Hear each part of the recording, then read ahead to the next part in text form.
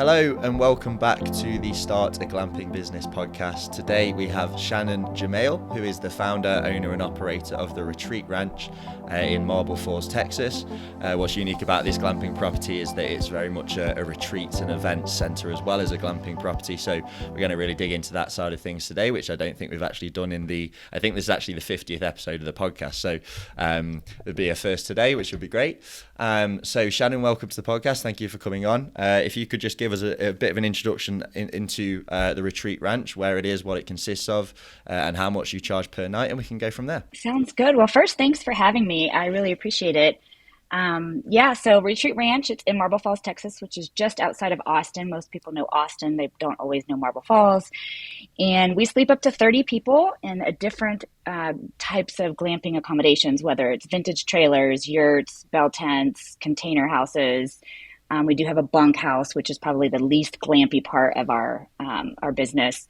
And we also, on the property with the glamping accommodations, we have a full kitchen, dining hall, as well as a historic 1860 house, which is like a multi-purpose building, and then just a bunch of amenities that we are continuously adding on to, but dipping pools, hot tub, a wood-burning sauna, a cold plunge pool, playground, sand volleyball court, and all kinds of amenities like that. And our rates vary. On the low end, they're $1,500 a night. Keep in mind, we're a group booking place, so $1,500 a night, all the way up to $4,000 to $5,000 a night. It just depends on seasonality, as a lot of probably your listeners know, or those that are in the glamping business. We use a software that kind of determines based on the area, and it fluctuates based on what's going on, seasonality and inventory wise. Could we get a shout out for that software in case anyone's interested? Yeah, absolutely. I use Price Labs. And so it's a pretty cool software that it connects to not just the Airbnbs or VRBOs or CampSpot or whatever you're using. It connects to all of the resources, the rooms to rent, if you will. So hotels too. And it also connects to like events that are going on. So let's say there's a big concert in your area you didn't happen to know, and you're like, is everything filling up? Well, the software connects and knows all this stuff. And so it will raise prices automatically as inventory gets low. And then, depending upon what you set up in the software, it will lower as it gets, towards the date that you're wanting to fill. So it's just kind of cool. It just kind of fluctuates for you, so you don't have to constantly go in and adjust your pricing. That sounds good. So you mentioned there that you kind of your rates start from $1,500 a night, and they're group bookings. So how do you what's the minimum size group booking? Do you still take like individual glamping nights, or is it very much a group and events focused sort of accommodation? It's funny because when we first, I always had the vision that it was going to be a group booking spot. There's a ton of glamping places around us, which I love seeing, by the way. I think the more the merrier. There's plenty of business for everybody, and everybody brings their own unique style and features or whatever have you. But I always knew I didn't want to be the individual booking. We did open that way though, just because we were new and we were trying to have, people to come and check it out and see that we were here. So we opened originally with individuals and groups, but we've now, since it's been about 5 months or so, we have switched to just group bookings. So it's just a group booking. You book the whole thing, whether you have 10 people or you have 30 people. You're going to, you're renting the whole space. We do allow what we would call day events too, but you still require the overnight bookings, but you can have day guests come. So like, for instance, a wedding, and you want, 60 more guests to come to the property to participate in the wedding portion of it, but you're only going to have up to 30 people that stay the night. And so we have those types of things as well, but we are a group booking regardless of, and we've had people book the whole ranch and there's like 6 people. And then we've had, of course, people who are filling every single bed that we possibly have, sleeper sofas, all of the things, and asking if they can bring tents. So we've seen it all. So that's an interesting position, because most of the people that we interview and most of the people that would be listening to this would probably be thinking they're just going to go for the standard individual bookings, as is probably more common. So have you found there's a difference in marketing and organization, and just in general, has it made a difference to your life and daily sort of routine in taking group bookings rather than individual bookings? Yes, and some things great and some things probably not, just because it's just different than most probably glamping locations. And one way we love it, and my staff here loves it, because when we would take, let's say somebody rented one yurt and then for a weekend or what have you, and then we'd have somebody contact us who wanted the whole ranch. And we're like, we can't give you the whole ranch now because we have one yurt booked. And then let's say we got maybe one more person in, and then you've got all these empty accommodations for a whole weekend. And that was just, it was hard for us because my salary for my team stays the same regardless. As you know, insurance stays the same. We also offer equine activities here. So all my horse expenses are the same. Like there's so many expenses that are the same, but if we only have one or two accommodations booked, it ends up costing me money versus a profit for the way we're built. And so on that sense, it's great. And if we're empty on a weekend or we're empty at a time, to be honest with you, we just use it as a time to do upgrades, updates, repairs, a fresh coat of paint on something or whatever. And we take it as a time to breathe. So there's pluses and minuses. For the marketing portion that you were asking me, it is different because, glamping is such a unique thing for some people. I think it's gotten so much more popular lately, of course. But like if you're trying to do, I don't know, if you're trying to use social media influencers or you're trying to use social media in general, that usually is like the individual, right? It's attracting a couple or it's attracting a single family. And so the marketing is unique. I'm really trying to attract the group booking. Who's looking for a space for a family reunion? Who's looking for a space for a retreat, obviously? Who's looking for a space for a bachelorette party? Who's looking for a space for a big birthday party? And so it's just a matter of changing the language. And then if you're going to do any kind of influencing, or use any kind of influencers on social media, making sure that their demographics match what you're looking for. Because I get contacted all the time by influencers, but if they're really speaking to the one-offs, that's not going to be who I'm speaking to. And so the marketing is just very specific.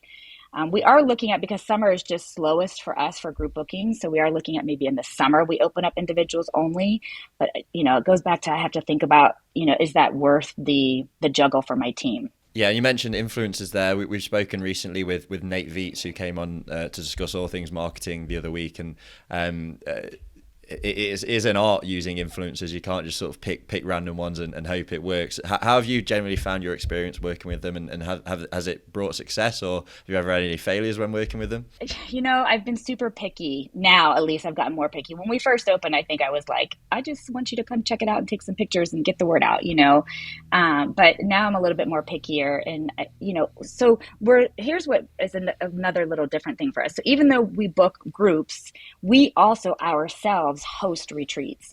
And that is for an individual person, right? So one woman might want to sign up, or girlfriends. They're mostly women's retreats, although we do some couples and we do some couple other things. But, and so that working with influencers for my retreats has been phenomenal, believe it or not. Like that's been a really great way. But for the group bookings, that's been a little bit more, truthfully, we do more digital ads, like in the major markets, Dallas and Houston and other places. We do more digital ads for the group bookings, and influencers we use for our retreats. Because it really is, unless you have an influencer who's going around checking out family reunion places or weddings, which isn't really the case because that means they're bringing a group with them, right? And so that's just not something that works perfectly for us.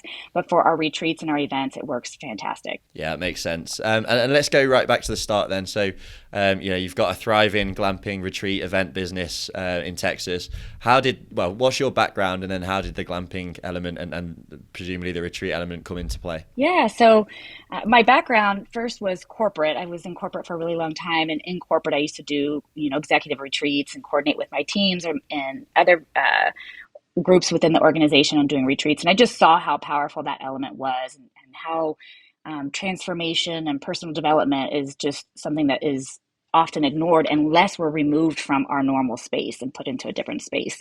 Then I left corporate and I went into health and wellness. I got my master's in mental health counseling, and I started doing therapy work.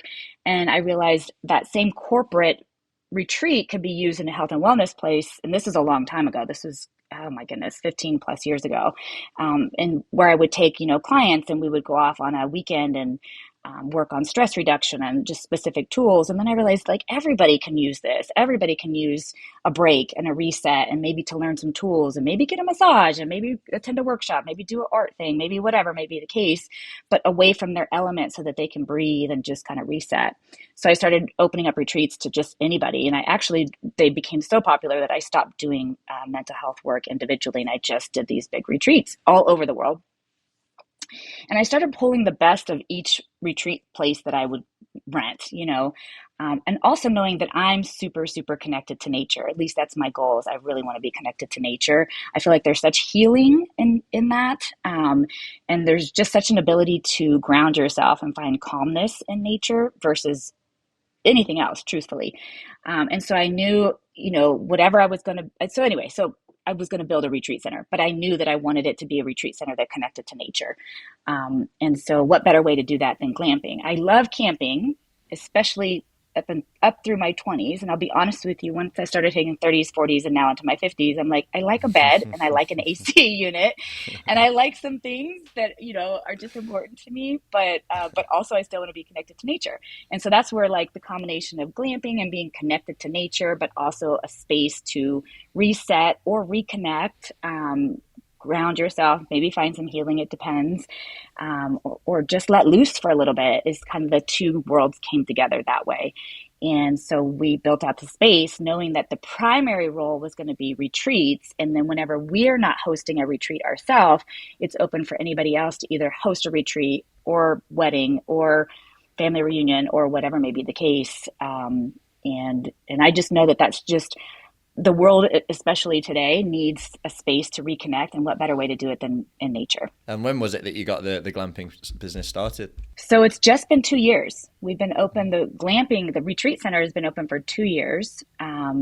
We just actually passed our 2 years. What month are we in? September. Gosh, today's September. Just hit September. Crazy, I know, yeah. So this past May. So I guess we're 2+ years that we've been open. It's been a good 2 years so far. It's been an excellent 2 years. In some ways, we can't breathe because we're so busy in a good way.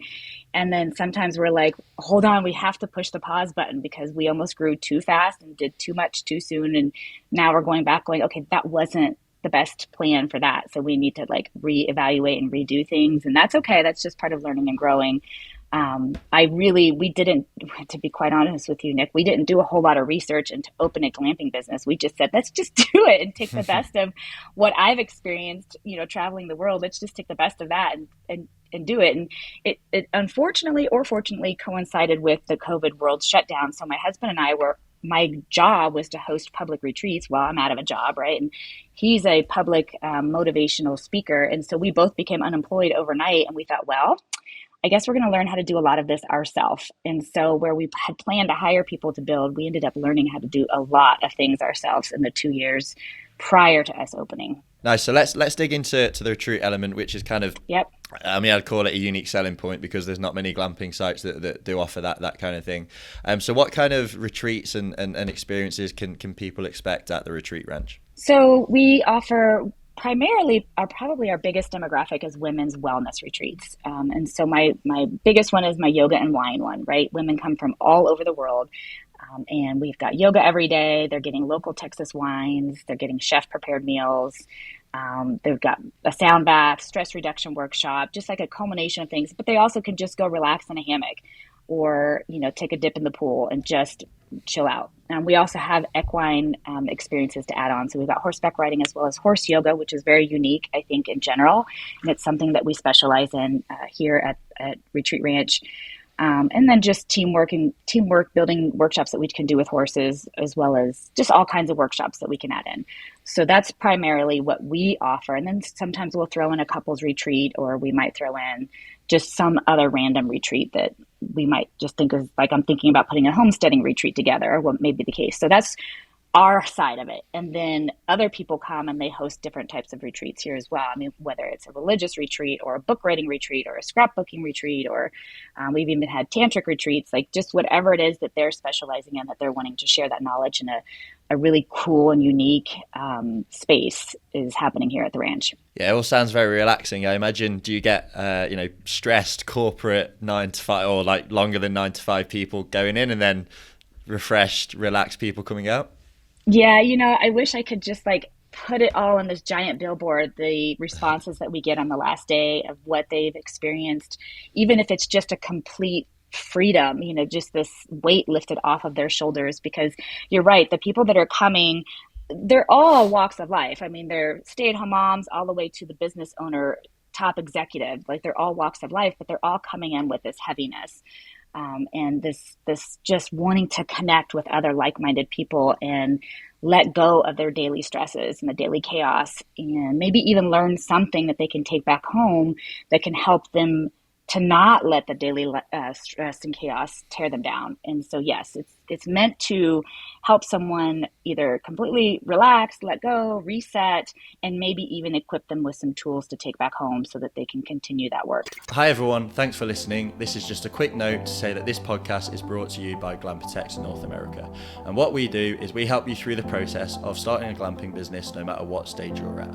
So if you need to find a property, we'll tell you where the most suitable area is to start your glamping business. If you have a property, we'll look at your local zoning code and tell you how likely you are to get your project off the ground according to the zoning rules and regulations in your local area.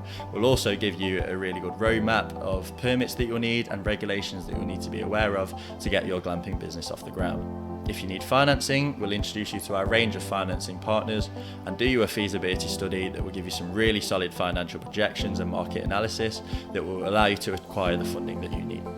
If you need glamping units, we'll talk you through your options and introduce you to one of our trusted manufacturing partners to ensure that you're looked after throughout the whole process. If you need a site design or if you need permits to move forward with your project, we've got architects who will do all your drawings, make all your arguments, and essentially allow your dream to become a reality. The list goes on and I don't want to bore you, so I'll let you get back to the episode in a second. All I'd say is that Glamptex North America are the people to speak to about starting a glamping business in the US or Canada.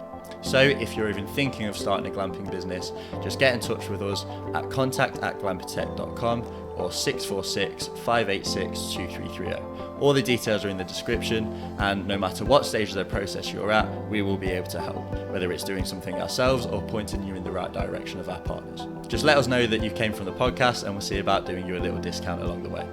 So thanks for listening, and I'll let you get back to the episode. My next question was going to be, why you think retreats and glamping mix so well, but I think we've kind of answered it almost really in that, retreats, as you've just said, you've got people going in stressed, corporate, burnout, whatever, and they come out just completely rejuvenated. That's actually a similar effect to after speaking to a lot of glamping operators who just do the glamping side of things. It's a similar kind of experience that their guests have. We had a guy called Lex Jones on probably a couple of months ago, and he said there was a couple that stayed at his glamping site, and when they left, the husband said, really thank you so much, because it was the first time that he'd seen his wife relax in about 10 years. And then that sounds like quite a common experience, having spoken to a lot of people. So I mean, there's an answer as to why glamping and retreats mix so well. Do you have any other ideas as to why it merges so well? I think you nailed it. I know I keep referencing nature, but really it is. We're missing a culture, and this is around the world. It's not just the US, it's not any particular country. We're just, as a human culture, as a human species, we are missing that connection back to nature. We are so digitized, which has got great benefits. I mean, here I am talking to you, through my phone or a computer or whatever. I think it's great, but we really, as a human species, we have to have that connection back to nature in order to lower that cortisol that's in our body and in order to just recharge in a positive way. And so most glamping, if not all glamping facilities, that's what they are, is they're connected to nature. Then on top of that, we have an added element that we have lots of animals here. And there's just something healing and working and petting and touching animals. Our horse is free range. And when I say free range, they will be at somebody's porch when they're drinking a cup of coffee, like, hey, what do you have for me?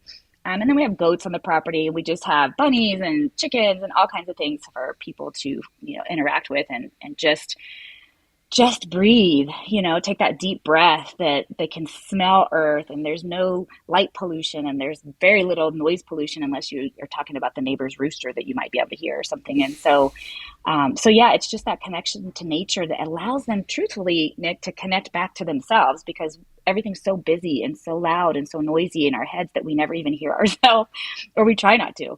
And so it's just allowing people to reconnect to themselves. Well, you're doing a good job of selling it. I'm tempted to book a flight to Texas tomorrow. Come on. So, yeah, you mentioned, so obviously the retreats are kind of an event that you host, but you also mentioned you host weddings. And are there any other kind of events that you host outside of the kind of relaxing and rejuvenating type? There's also, and it's tricky to do just because of the scheduling. So it's very limited. I would say 4 to 6 times a year, we'll do like a day workshop where you can come in, get a meal, maybe do some sort of equine activity or art activity or, something like that. And it's just like a quick little reset getaway that is, comprises of, I don't know, anywhere from 4 to 6 hours. And so we do that about 4 to 6 times a year. And truthfully, that's super accessible to anyone who's like, oh my gosh, retreats sound so overwhelming. There's so many moving parts. Well, that's a great start, is just to do a 4 to 6 hour block on your schedule. That doesn't even affect the accommodations so much as just maybe an open space even. I mean, there's just so much that you could do. You could do a mindful walk, and they could create a nature mandala from, a mindful walk on your property. And people, believe it or not, they want these things. They want these experiences. They want these breaks, and then have, a chocolate and tea ceremony afterwards. I don't know. There's like really creative spaces that you can get into that doesn't require you to have, a 3-day moving, all the details that go involved with it. It's just a nice way to get started, is to do like a day workshop or day event. Yeah, all these sort of activities and events and retreats all sound so relaxing and calming, but I've always thought hosting weddings must be the complete opposite of that, and must be, I don't know, an absolute headache and stress. I feel like I'd be a total ball of stress if I was organising it. So is that the case for you, or have you kind of got it down to a good process now? Nick, the reason why it works is because I tell people who book weddings is you have rented a space, and here are contacts for you to organize everything else. So, and I've got contacts for wedding planners and organizers. We're literally just the space, and then we'll connect you to other people. So I'm very hands-on, and we organize from start to finish a retreat. We do not when it comes to weddings or family reunions or anything like that. Maybe down the road, I'll have someone on site that is their primary job, and somebody who's very experienced at that and then can deal with high levels of people being stressed out about it. That's just not something that I want to do right now. But yeah, so we're just a space for everything else. You just come and you're renting the space, but we have a list of partners and vendors and contacts who can come in and do some cool stuff, whether it's Western line dancing or a mobile wine bar. I mean, just almost anything you can think of. Somebody has been here to the ranch or can come to the ranch and add to your wedding or your event that you're wanting to plan yourself. Yeah, I think that's a smart way of doing things. Just letting other people sort the stressful stuff. Yes. I think that's the way I do it if I were you. So, obviously it sounds like things have been, a barnstorming success since you started 2 years ago, and you're still learning and evolving. I'm sure it's not been completely smooth sailing. I'm sure there's been some mistakes along the way, things that you might go back and change. So has there been one particular mistake or decision that you look back on and think, oh, maybe should have done that differently, or at the very least, I took a lot of learnings from that and decided to do things differently from that point onwards? This is going to sound really silly, but the biggest thing is not going bigger on certain things. Like everything, we're like, you're budget driven, right? And so you have a number in your head of what you can or able to spend. And then so you're building within those parameters, which is totally normal. That's just how it is. But everything we have built, and I don't mean the sleeping accommodations, I'm more thinking of like multi-purpose spaces or our outdoor yoga pavilion or our kitchen and dining hall, like any of the other structures. It's like, we should have just went a little bit bigger. So we're constantly having to go back. Like we just had to build this big walk-in pantry that's connected to the dining hall because we didn't have enough space, or, we're having to build storage sheds because we weren't thinking like, oh, where are we going to store all this stuff? Or, just those types of things.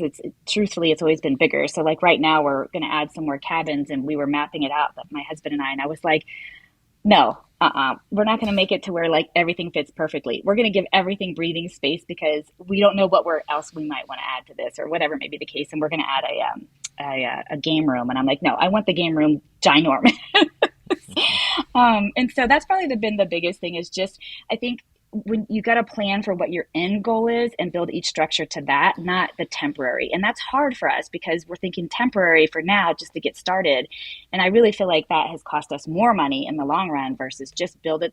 Maybe you only build one building then instead of two, but you build that one building exactly the way it's going to be needed for the end result, not for just today. Yeah, and obviously that's something that if you could go back, you would change it. But to be honest, I think that's probably a good problem to have. Is that the biggest mistake you've made is not planning for how successful it would be.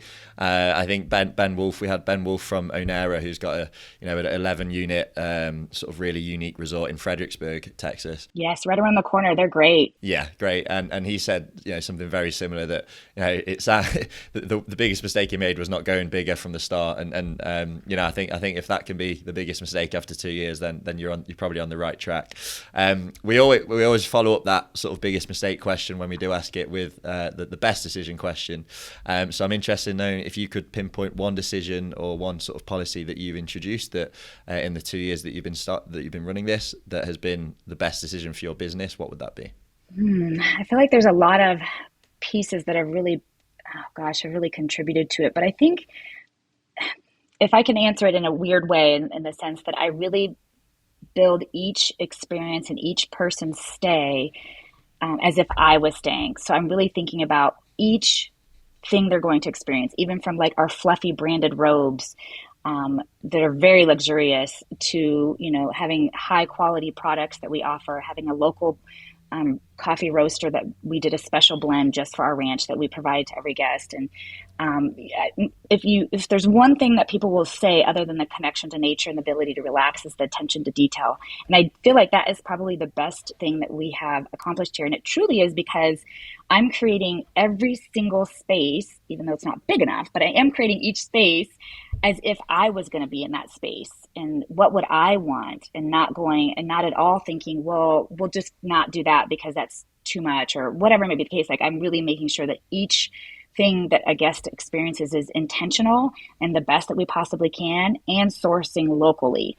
And so really working on supporting other local businesses in the process of doing these things. And so it's kind of a broad answer, but I really feel like that is the best decision that we've made, is making sure that we're super intentional about every single thing that a guest will touch or experience here at the ranch. No, absolutely. And again, it's something that we have heard from other successful operators is don't scrimp on the details and on the costs as well. Sometimes you have to pay extra for those little things, but they make all the difference, and it really does add up. So yeah, completely agree. It's quite a common answer, and one that definitely makes sense. So you've teased a couple of times that it sounds like you're going to be expanding the resort. So tell us what the future of Retreat Ranch looks like. Yes, so we've got a bunch of projects in the mix. One of the biggest ones, truth be told, we're going to be replacing our bell tents with really cool cabins.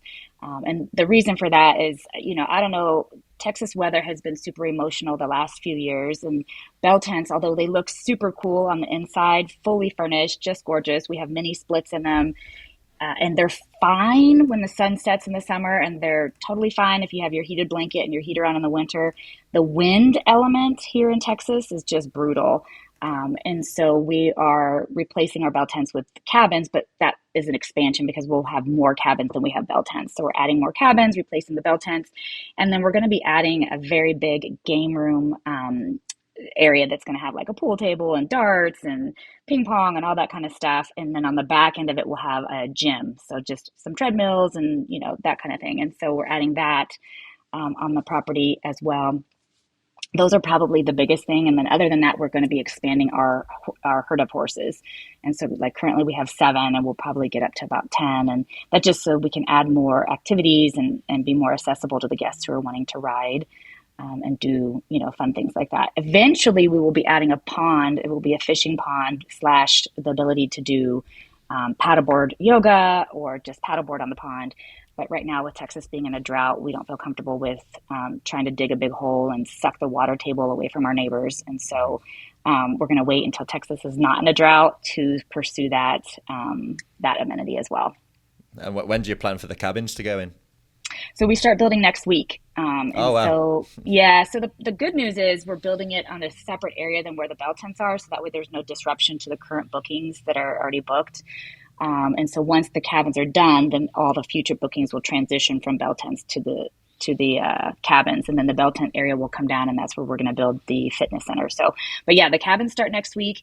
You probably have heard this all the time. We don't tell ourselves, it'll be, 3 months, and then it ends up being like 5 or 6. I mean, it never quite lines up. Yeah, it never quite lines up. But one of the good things about where we are is we are county, we're not city. And so I know a lot of people will be jealous when they hear this, but we don't have to do permits. Yeah, that's going to infuriate people, unfortunately. A little bit. I know. We don't have to do permitting. And so the only thing that we have to permit are septic systems. And so we don't So that won't be a holdup at least. Yeah. No, yeah, very, very fortunate. So this is the question we ask every operator at the end. It always gets the same answer, but it's always fun to ask because the answer kind of the end answer is always the same, but the way of getting there always varies. So, you started off talking to us about how you started in a corporate career, and now you're a glamping operator, a retreat host, and you've kind of all blended together. Are you happy with your decision to get into the glamping and retreat business? Oh my goodness. I'm so happy to get into the glamping and retreat business, especially the marriage of those two. They're just super powerful. And if anybody's thinking about adding the retreat business, I highly recommend it. But yes, I'm absolutely. I would say the only thing I'm not happy with the decision is that I live on the property as well. And you think that would be super beneficial, except for I never turn my brain off. And so I'm always Yeah. like, oh, you know what? Let me go up and add this. Oh, you know what? Let me just go up there and do this. And so it's just like 24/7 always. But that obviously has a lot of benefits too. Sounds like you need a retreat. I do. I actually take a retreat at least once a year myself. And so yeah, but no, I would do it absolutely again and again and again. Highly recommend. Amazing. So, Shannon, if someone wants to book a stay at the Retreat Ranch, we'll obviously put the links in the description.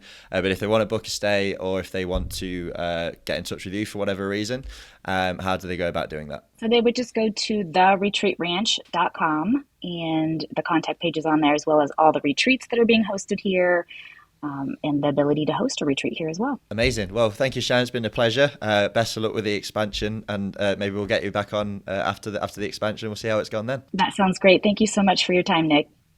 No problem. It's been a pleasure.